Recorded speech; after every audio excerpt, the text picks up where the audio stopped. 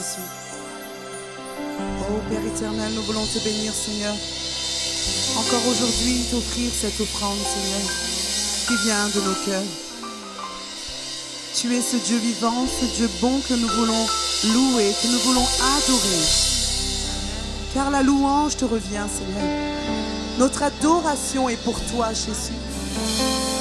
Nul ne peut nous la ravir, mais elle t'est dédiée, elle t'est destinée. Reçois, Seigneur, cela encore ce soir. Et agrée, Seigneur, ce moment pour ta seule gloire, Jésus. Alléluia. Alléluia, Jésus. Jésus-Christ, je t'adore. Je te donne ma vie. Je t'aime tant. Jésus-Christ, je t'adore. Je te donne ma vie.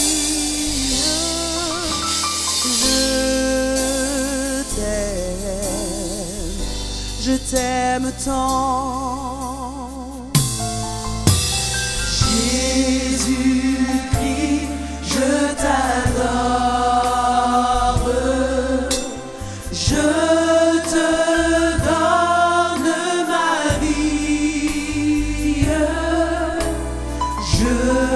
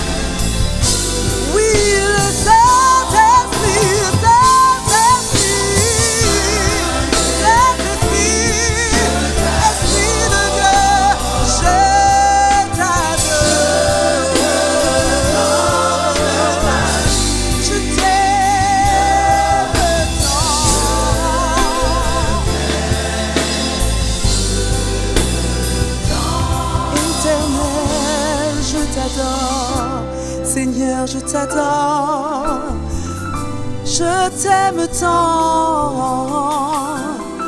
Je veux te donner ma vie, je veux te donner mon cœur, car tu es le Dieu vivant, le Dieu puissant, celui que je veux adorer. Tu es mon Père, tu es mon Dieu, tu es tout pour moi. Tu es l'éternel Dieu vivant. Tu es le Saint-Esprit, celui qui dirige ma vie, celui qui me conduit. Je t'aime, Jésus-Christ. Oh, je t'aime la vie. Je t'aime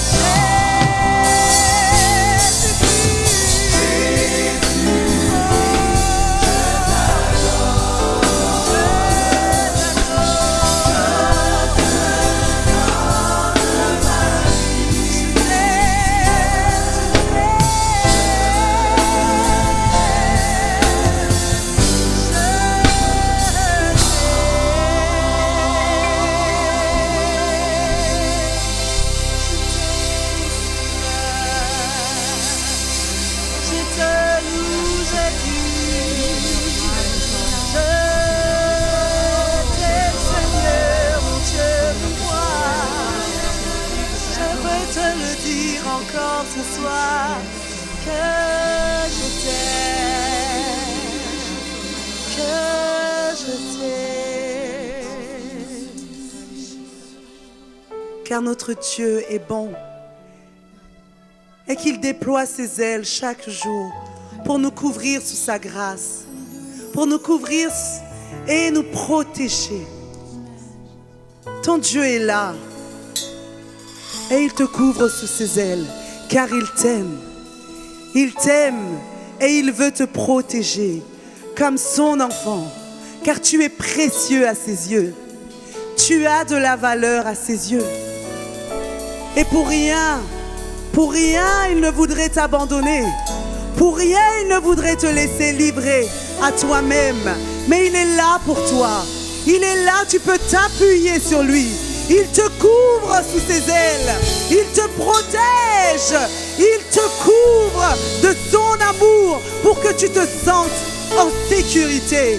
Sous ses ailes, tu es en sécurité. Sous ses bras, tu es en sécurité. Abrite-toi sous les ailes de ton Créateur. Abrite-toi et dors pour que ton repos soit doux et léger. Fais confiance à ce Dieu merveilleux qui a ta vie entre ses mains. Sois tranquille, ton Dieu est là. Il est là.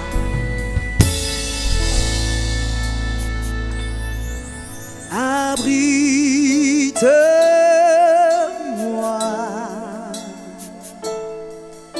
sous tes ailes. Couvre-moi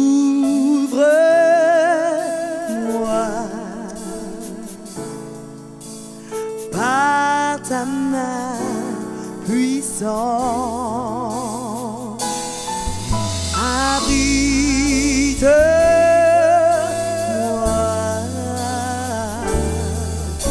sous tes ailes.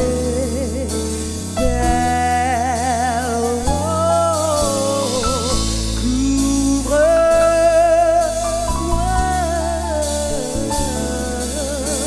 par ta main puissante, même si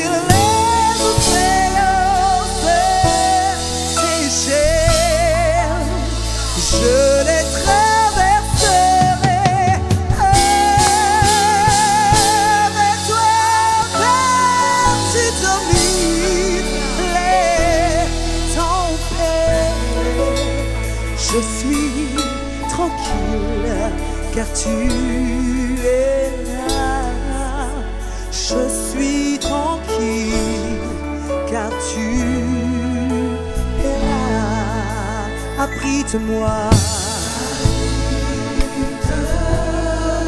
Abrite-moi sous tes ailes. Sous tes ailes. Couvre-moi. Couvre-moi par ta main puissante. Par ta main. Abrite-moi.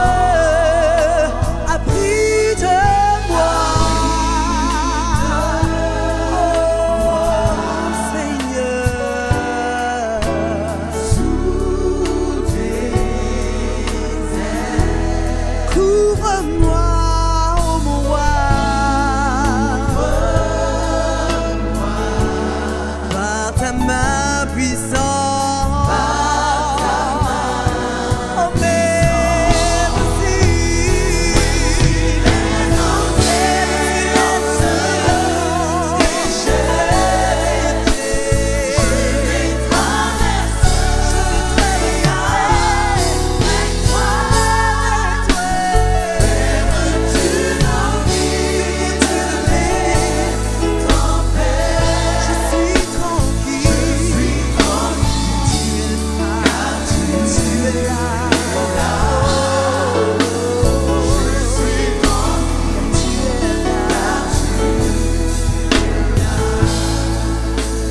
Jésus seul, en Jésus seul, je me confie.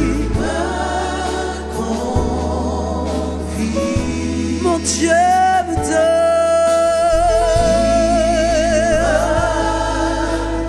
force, calme et puissance.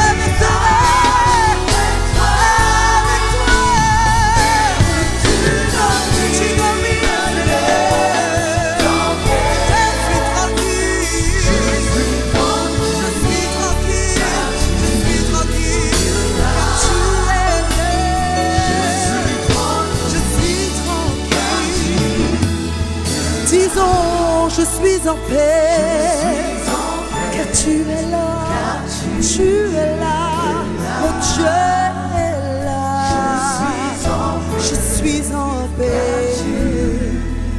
Disons-le encore, je suis en paix, car mon Dieu est là, mon Dieu est là, il est là. Acclamons sa présence au milieu de nous. Je suis en paix, Jésus. Alléluia, Seigneur. Merci pour ce moment. Merci pour ce temps. Et Père, nous voulons maintenant te louer. Nous voulons, Jésus, vraiment t'exprimer notre joie, notre reconnaissance. Nos cœurs débordent de joie. Ma sœur Yolande, est-ce que ton cœur déborde de joie? Alors viens nous témoigner, viens nous montrer comment ce Dieu remplit ton cœur de joie. Alléluia, nous louons le Seigneur de tout notre cœur. Amen.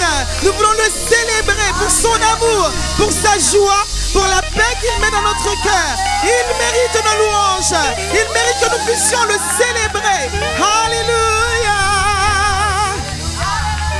Alléluia. Merci Seigneur.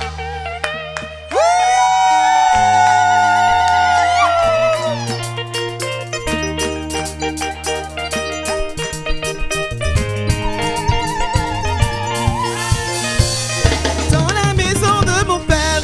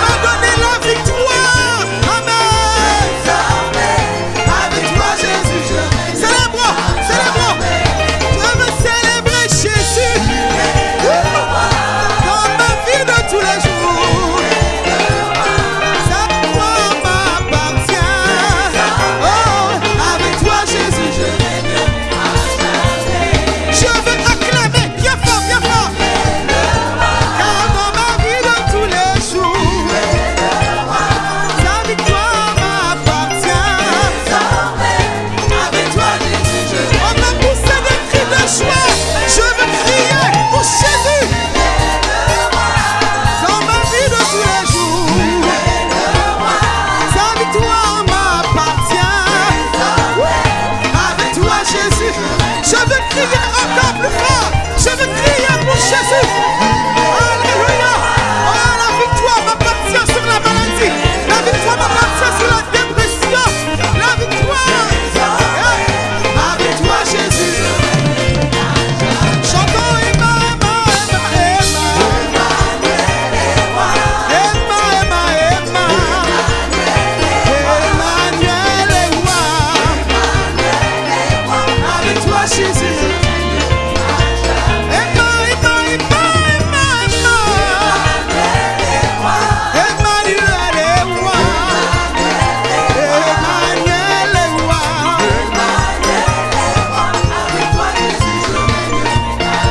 Chantons Emma, Emma, Emma, Emma. Emma, Emma, Emma. Roi de rois, Seigneur des seigneurs, Dieu puissant, mon chef. Alléluia. Musicien, loue le Seigneur. Wouhou.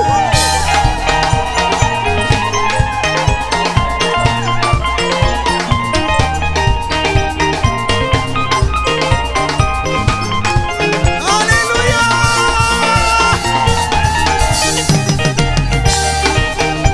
Il est roi. Il est roi. Il est roi des rois. Il est roi. Il est roi. Il est roi des rois. Emma, Emma, Emma. Chantons Emma, Emma, Emma. Emmanuel est roi. Avec toi, Jésus, je règne.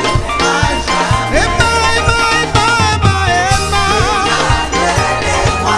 Emma, Emma, Emma. Emmanuel est roi. Avec toi, Jésus, je règnerai.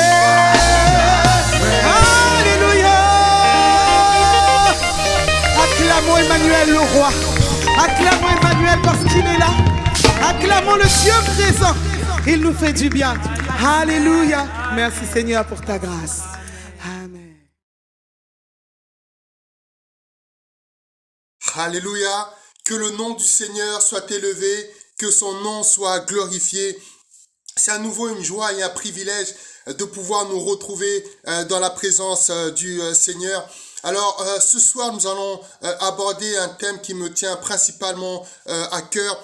Ça va tourner tout autour de la famille, des ados, de la jeunesse. Alors, parents, si vous avez des jeunes à la maison, si vous avez vos enfants à la maison, je vous invite à convier vos enfants pour qu'ils puissent écouter ce message avec vous. S'ils sont à l'étage, s'ils sont dans leur chambre ou dans la cuisine, appelez-les et dites-leur, nous allons passer un petit moment ensemble pour écouter le message du frère Michel. Alors pendant que vous les appelez, je vais prier pour remettre ces instants entre les mains du Seigneur.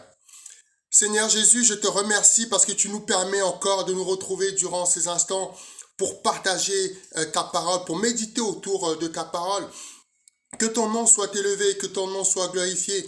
Bénis toutes les personnes qui vont écouter ce message, les jeunes, les moins jeunes, les familles. Et permets, Seigneur, que les familles puissent être réconciliées, que Dieu Tout-Puissant, ceux qui s'étaient éloignés de toi, puissent revenir à la maison. Je te rends grâce, Père, et j'élève ton saint nom dans le nom merveilleux et puissant de Jésus. Amen. Amen. C'est merveilleux encore de nous retrouver dans la présence du Seigneur. Et comme je le disais en introduction, nous allons aborder une thématique qui va tourner tout autour de la jeunesse, des ados, des parents, de la famille. C'est un thème qui me tient particulièrement à cœur puisque moi-même j'ai été responsable de la jeunesse. Et ce que je constate, c'est que beaucoup de jeunes qui parfois même sont nés dans l'église, qui ont grandi dans l'église, à un certain moment se détournent complètement de la face de Dieu, quittent petit à petit la maison du Seigneur, et les parents remettent en cause même leur éducation, en particulier au niveau de la foi, en se demandant mais où est-ce que j'ai failli? Qu'est-ce qui fait que mon enfant ne vienne plus à l'église? Et j'ai introduit ce message: mon enfant s'éloigne de Dieu. Que faire? C'est une bonne question, n'est-ce pas? Alors nous allons réfléchir tout d'abord aux raisons de cette problématique. Qu'est-ce qui fait qu'à un moment donné, des enfants qui ont connu le Seigneur, qui ont grandi dans la maison de Dieu, à un moment s'éloignent de la maison de Dieu, s'éloignent de l'Église. Et puis ensuite, nous réfléchirons à des solutions qui peuvent être mises en place pour faire en sorte que les jeunes reviennent dans la maison du Seigneur. Alléluia. Alors, les raisons qui font que certains jeunes, à un moment, quittent la maison du Seigneur. Il peut en avoir énormément, mais nous allons essayer d'en aborder quelques-unes et nous allons échanger tout autour de cela. Alors, l'une des premières raisons, tout d'abord, il faut savoir que lorsqu'on est jeune, on se cherche. Les jeunes se cherchent. Ils veulent savoir qui ils sont. Et parfois, pour rechercher qui ils sont, ils vont essayer de ressembler aux personnes tout autour d'eux. Ils veulent être et faire comme tout le monde. Ils veulent ressembler aux gens qu'ils voient à la télé, ils veulent ressembler aux gens qu'ils voient sur Internet, sur les différents réseaux sociaux. Vous savez, à un certain âge, en fait, c'est un peu normal de se remettre en question. Et les jeunes, même dans nos églises, se remettent en question à un certain moment. À un certain âge, ils vont essayer de se remettre en question. Ils vont commencer à s'interroger sur ce qui a été transmis. Et ça ne concerne pas que la foi, mais ils vont même s'interroger sur des choses comme la famille, sur l'école, sur leur rôle dans la société. Ils vont essayer de se trouver leur propre identité de par eux-mêmes, remettre parfois en cause, en question ce que leurs parents leur ont inculqué.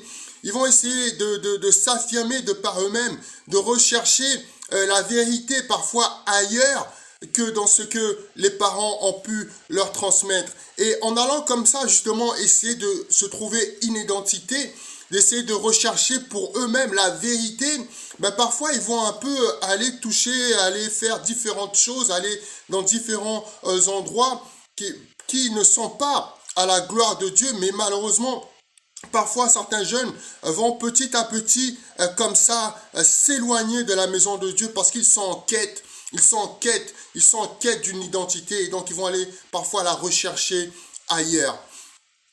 Autre chose qui peut également expliquer que à un certain moment, des jeunes vont commencer à s'éloigner de la maison du Seigneur, c'est tout simplement l'effet de groupe. Les jeunes vont à l'église, certes, mais en dehors de l'église, ils ont des copains, ils ont des copines à l'école, ils ont des gens avec qui ils vont s'amuser, ils vont faire des choses, des amis. Et surtout arrivé au collège, malheureusement, bien souvent, Dieu ne devient plus la priorité des enfants. Les enfants sont préoccupés par d'autres choses, malheureusement. Et le regard des autres à l'école, au collège, au lycée, pèse lourd à cet âge. Et assumer sa foi, c'est encore plus compliqué, surtout si on est en minorité. Lorsqu'ils sont en minorité, c'est encore plus compliqué pour eux. Et surtout si cette minorité crée ou amplifie une différence. Lorsqu'ils vont se retrouver avec d'autres jeunes qui ne croient pas en Dieu ou qui peut-être sont d'une autre religion, ils vont avoir du mal à affirmer leur foi chrétienne. Ils vont avoir du mal à dire que moi je crois en Dieu. Et à l'école, bien souvent, ils n'osent pas défendre leur foi devant leurs camarades. Ils ont peur que les autres les trouvent bizarres ou les considèrent comme des petits saints. Surtout dans le monde dans lequel on vit. Si tu baisses les yeux, tu te fais vite fait écraser. Et parfois, il est difficile d'appliquer le message de Christ qui dit que si on te frappe sur une joue, il faut tendre l'autre joue. Parce que dans le monde dans lequel ils vivent, c'est la loi de la jungle qui domine. Il faut que tu aies du répondant. Il faut que tu montres que tu ne te laisses pas faire. Il faut que tu montres que tu n'es pas n'importe qui, qu'on ne peut pas te marcher dessus. Et alors, les jeunes, comme ça, vont chercher justement à faire partie d'un groupe, à être adoptés par un groupe. Parce que ce groupe va leur donner l'impression qu'ils sont importants, qu'ils sont considérés. Et également, ce groupe va également les protéger également des personnes qui veulent les attaquer ou de leurs assaillants. Et ce qui va se passer, c'est que ces jeunes, petit à petit, vont commencer à avoir des conseils des jeunes des groupes auxquels ils font partie et vont de moins en moins écouter la voix du Seigneur. Et alors, ça va faire que petit à petit, ils vont commencer à glisser et à quitter la maison du Seigneur. Et vous savez, à l'école, il y a tellement de choses qui se passent. Dans les cours de récréation, les jeunes qui sont harcelés, il y a de la violence, il y a tellement de mépris, il y a tellement d'arrogance, il y a tellement de mauvaises choses qui se passent. Et c'est la raison pour laquelle il est vraiment important tout le temps de discuter avec les jeunes pour essayer de savoir ce qui se passe, pour essayer de prendre des nouvelles d'eux, pour essayer de s'intéresser à eux. Autre chose qui peut également faire que des jeunes, petit à petit, quittent l'église, c'est simplement parce que parfois, ils s'ennuient à l'église. C'est vrai. Parfois, les jeunes s'ennuient à l'église. Ils viennent à l'église, ils sont là. Parfois, vous les voyez dans les églises, bien souvent dans les fonds, dans les fonds de la salle. Ils sont là avec leur Switch, leur Nintendo, sur leur téléphone portable, en train d'aller sur les réseaux sociaux, en train de s'envoyer des messages via WhatsApp. Ils sont à l'intérieur de l'église, mais leur esprit n'est pas dans l'église. Leur esprit est ailleurs. Et ils ont l'impression que le format, ils ont l'impression que l'église ne répond pas à leurs besoins, que les messages ne sont pas adaptés pour eux, qu'on ne traite pas suffisamment de thèmes les concernant, que le format n'est pas adapté. Et simplement, parfois les jeunes s'ennuient. Nous devons dire la vérité. Il y a des fois où les jeunes s'ennuient et ils en ont marre de venir à la messe. Et alors, ils vont rechercher ailleurs une forme d'amusement, malheureusement. Et petit à petit, comme ça, ils vont cesser de venir à l'église, où ils vont venir une fois sur 2, ensuite ils viendront une fois sur 3, ensuite une fois sur 4, et ensuite, petit à petit, comme ça, ils vont s'éloigner de Dieu. Ce qui fait également que des jeunes, à un moment donné, quittent la maison du Seigneur, c'est aussi le fait que les jeunes ne prient pas suffisamment. Mis à part le dimanche, lorsqu'ils viennent à l'église, ils n'ont pas d'autres occasions de prière à la maison. Les parents ne mettent pas en place des cellules de prière. Les parents ne mettent pas en place des moments de prière entre familles, des moments où ils vont simplement intercéder pour certaines situations, des moments de louange en famille, des moments d'adoration en famille, des moments où on prend simplement la Bible et où on échange autour d'un verset, autour d'une parole. Alors déjà, ces jeunes, le dimanche à l'église, ils ne prient pas, à la maison non plus, ils ne prient pas, et en grandissant, ils vont commencer à avoir des activités sportives comme le foot, le hand, le basket, la natation et plein d'autres choses. Ils vont commencer à faire des tournois, des compétitions. Et malheureusement, ces compétitions, ces tournois se déroulent tout le temps le jour du Seigneur. Et donc, ils ne vont plus commencer à venir à l'église. Donc déjà, lorsqu'ils venaient, ils ne priaient pas, mais ils entendaient au moins la parole du Seigneur. Mais maintenant, en grandissant, à cause également de toutes les activités, ils vont commencer à ne plus venir à l'église. Et donc, leur vie de prière sera zéro. Il n'y aura aucune vie de prière. En fait, ils seront chrétiens de par leurs parents, mais eux-mêmes, en réalité, ne sont pas chrétiens. Parce que être chrétien, c'est avoir accepté Christ, c'est vivre comme Christ. Mais eux, pour beaucoup, n'ont pas encore réellement accepté Christ. Et alors, ils sont chrétiens par étiquette, mais en vérité, ils vivent comme les gens de l'extérieur. Et alors, petit à petit, ils vont quitter l'église. Qu'est-ce qui peut faire encore que des jeunes, des ados, à un moment, vont s'éloigner de la maison du Seigneur? Vous savez, il y a également quelque chose qui est vraiment important à considérer pour nous en tant que responsables, en tant que leaders, en tant que membres d'église, c'est que les jeunes ne sont pas dupes, vous savez. Ils voient, il y a une différence entre ce qu'ils entendent et ce qu'ils voient. Les enfants ne sont pas dupes. Ce qu'ils voient à l'église et ce qu'ils entendent n'est souvent pas la même chose. Ils voient les gens de l'église parfois comme des hypocrites.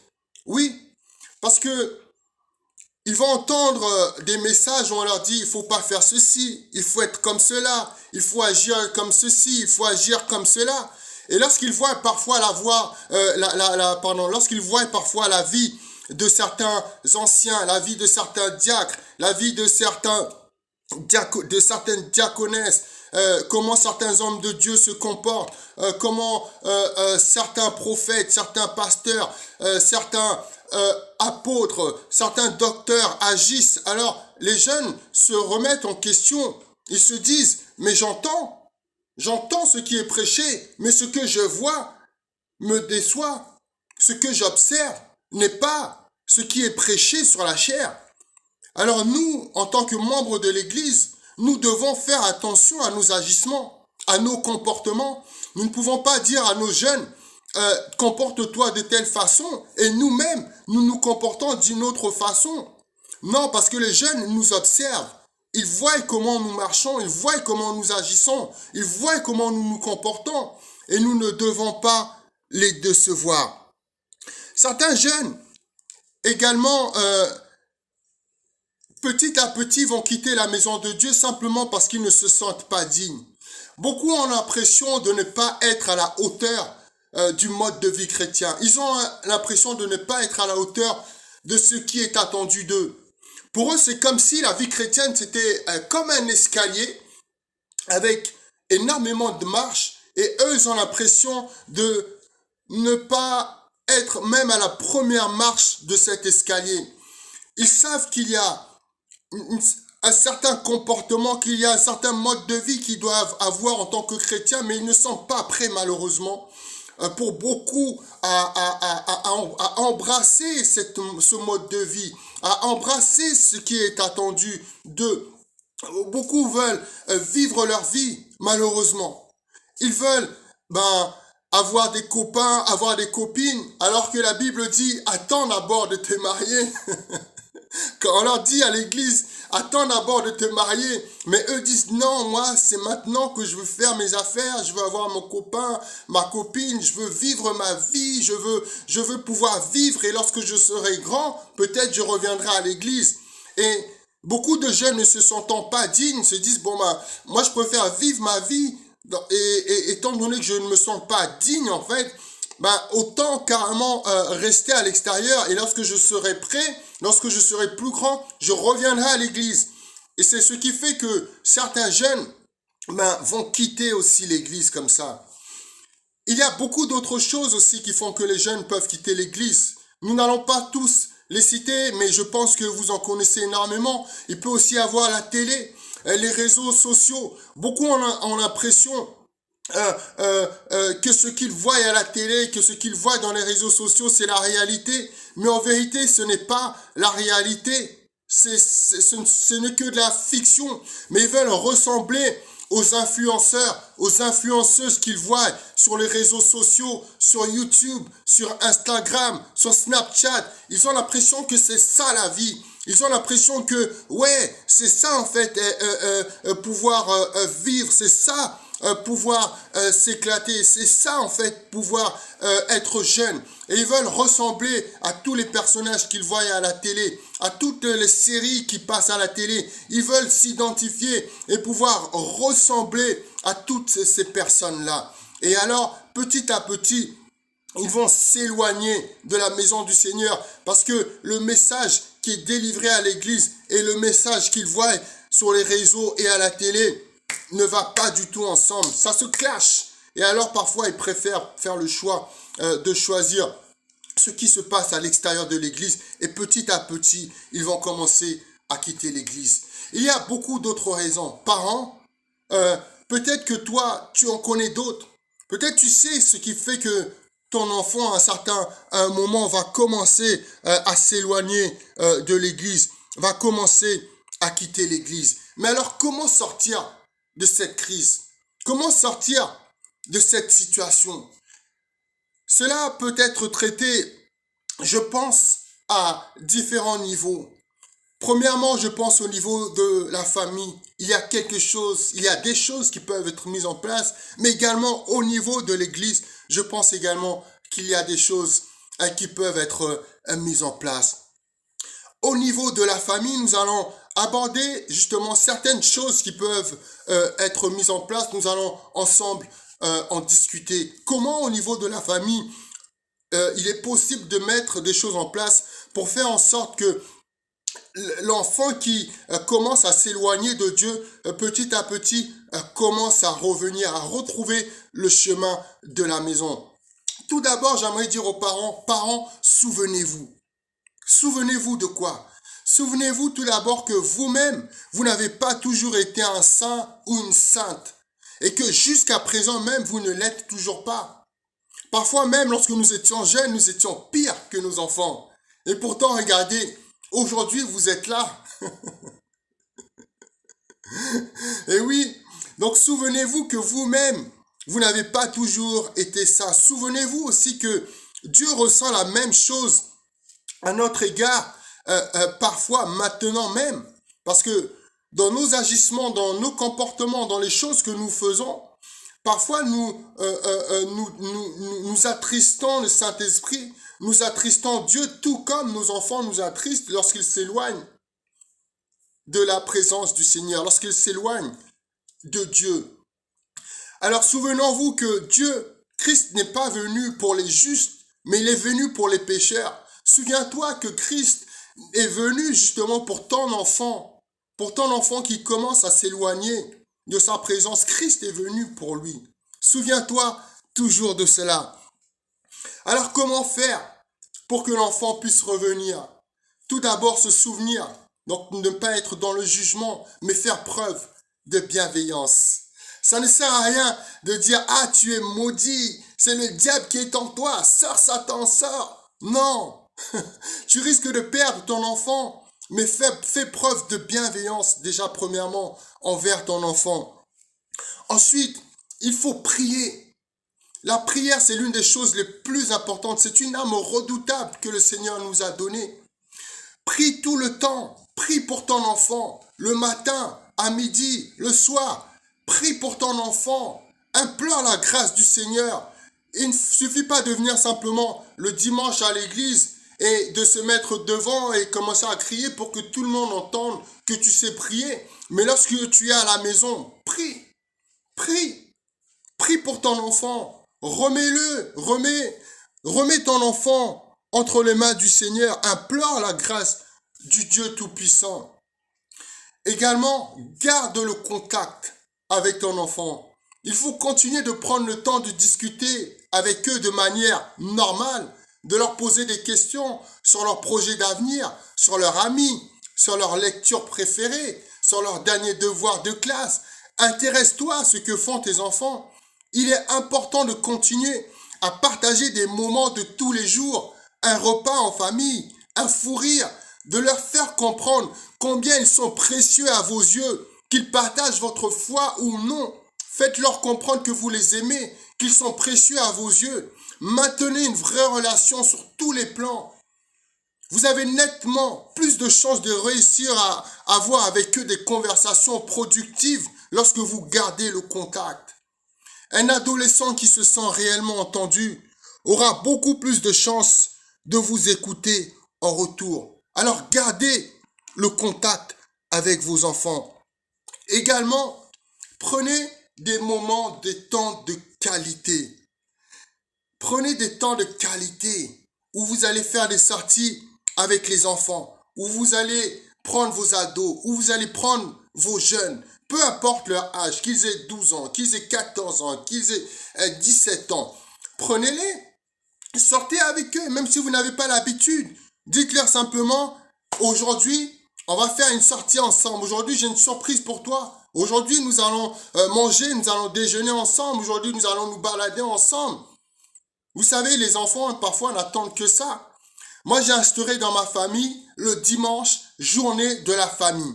Après le culte, lorsqu'on rentre l'après-midi, c'est une après-midi où on a décidé, pas d'écran, pas de télé, juste la journée de la famille. On doit faire des activités en famille. Alors, on va peut-être aller au parc, on va aller faire du vélo, on va faire des jeux de société, on va trouver des choses à faire, mais en famille. Et c'est des choses également que tu peux appliquer dans ta famille.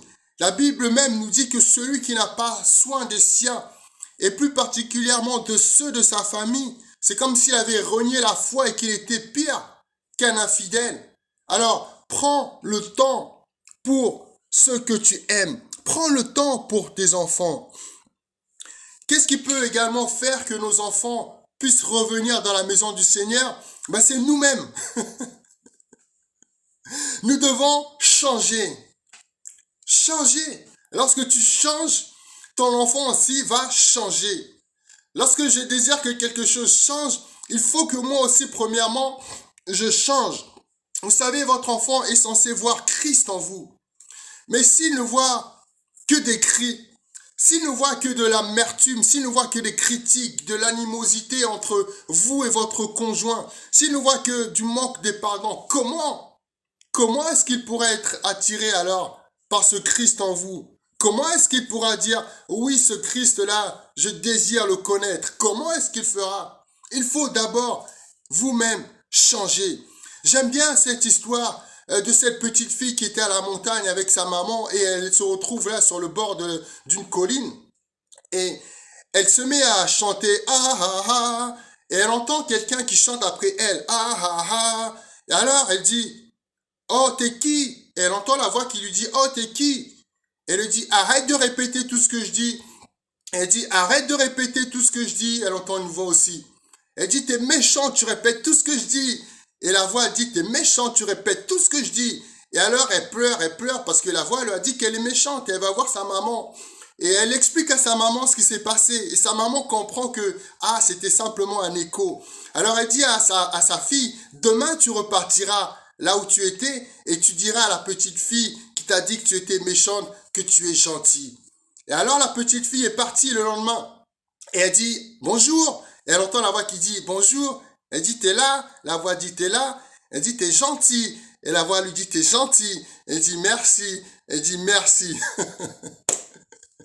Pourquoi est-ce que je vous ai raconté cette petite histoire? C'est parce que les enfants, vous savez, ils voient notre vie. Et parfois, nous voulons que les enfants changent. Mais nous-mêmes, déjà, nous ne changeons pas. L'écho, en fait, les enfants ne font que reproduire ce que nous-mêmes, nous produisons. Tu veux que ton enfant change? Toi-même, déjà, commence à changer. Commence à t'améliorer. Commence à faire moins de critiques, à aimer davantage, à pardonner davantage, à toi-même te rapprocher de Dieu. Et tu verras que ton enfant aussi, sincèrement, va aussi se rapprocher de Dieu. Continuez à parler de votre foi à votre enfant. Vous savez, il faut continuer à parler même si l'enfant ne veut plus entendre parler de Dieu. Mais continuons à lui parler de notre foi, de ce que Dieu a fait pour nous, des moments formidables que nous avons passés dans sa présence, de ce que Dieu a fait pour nous.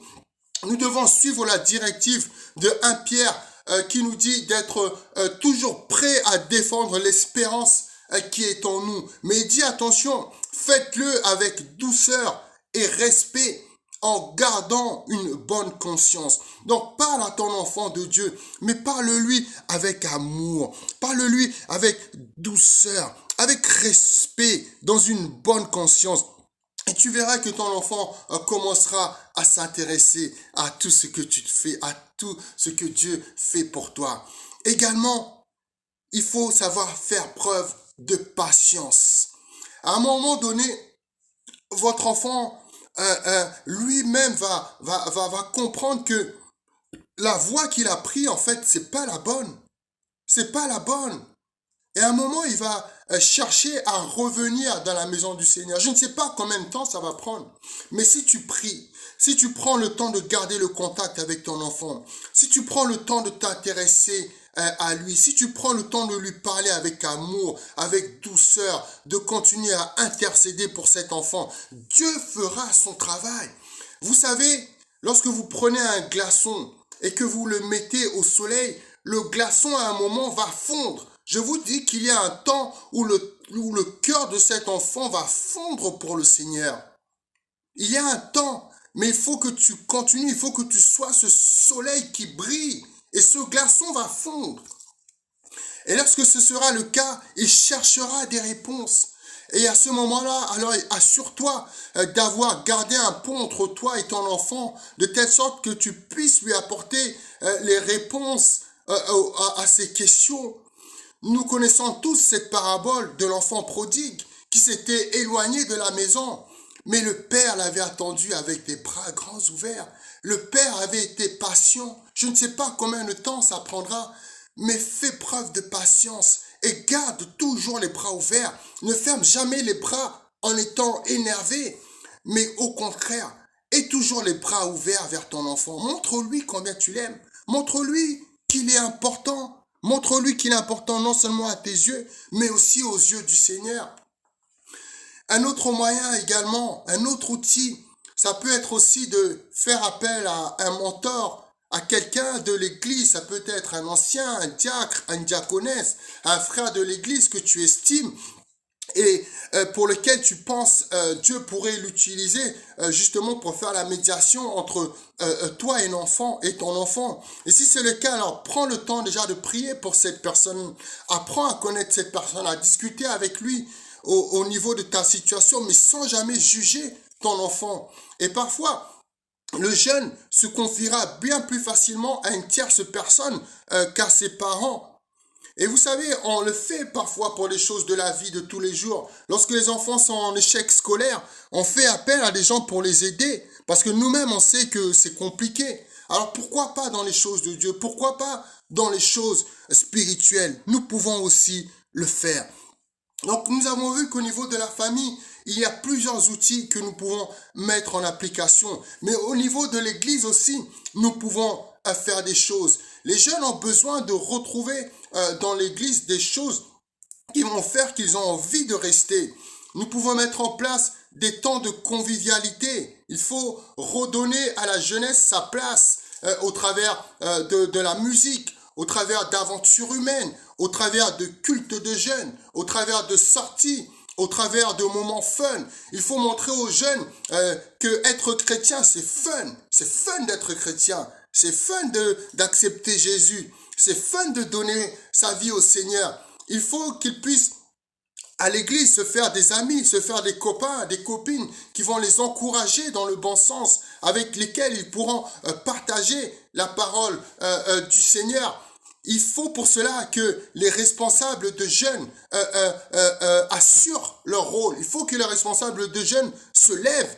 Il faut que les responsables de jeunes puissent se rapprocher des jeunes. Ne pas laisser les jeunes simplement venir à l'église et ensuite s'en aller. Mais même dans ces temps de confinement, on peut mettre en place des choses à distance. On peut organiser même des choses à distance. Il faut que les responsables de jeunes se lèvent.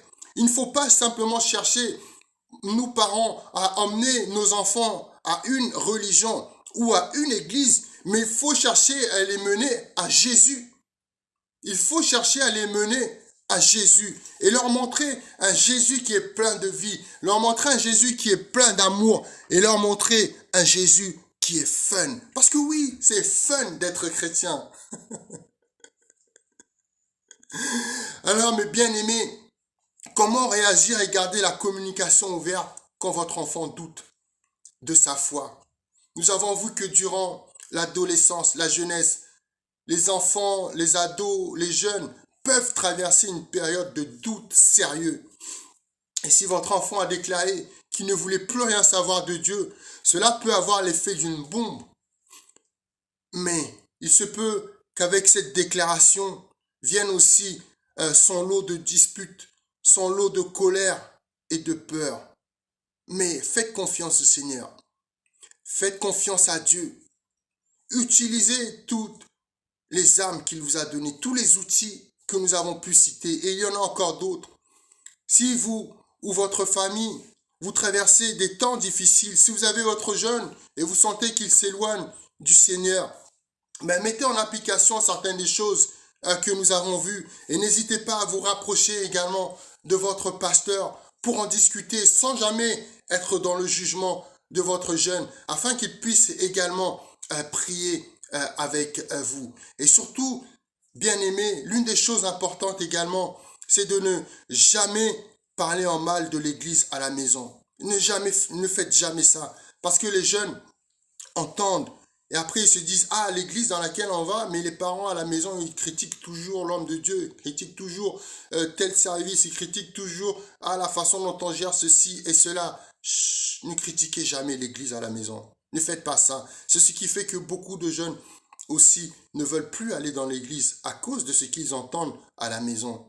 Alors mes bien-aimés, nous allons prier, nous allons remettre ces temps entre les mains du Seigneur. Alors, avant qu'on prie, si les parents peuvent prendre la main de leur enfant et si les enfants également peuvent prendre la main de leurs parents et nous allons prier. Père, je remets, Seigneur, ces familles entre tes mains. Merci, Père éternel, pour ces jeunes que tu aimes. Merci pour ces familles que tu réconcilies. Merci pour ta paix que tu déposes dans les cœurs.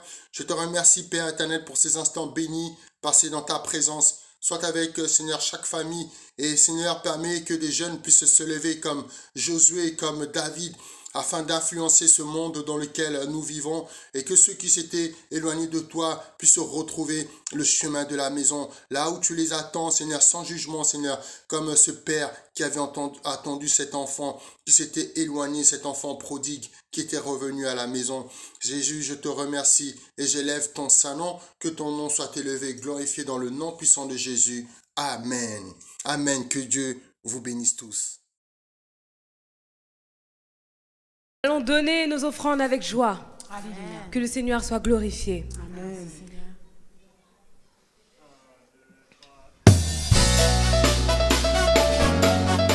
Amen. Gloire à Dieu.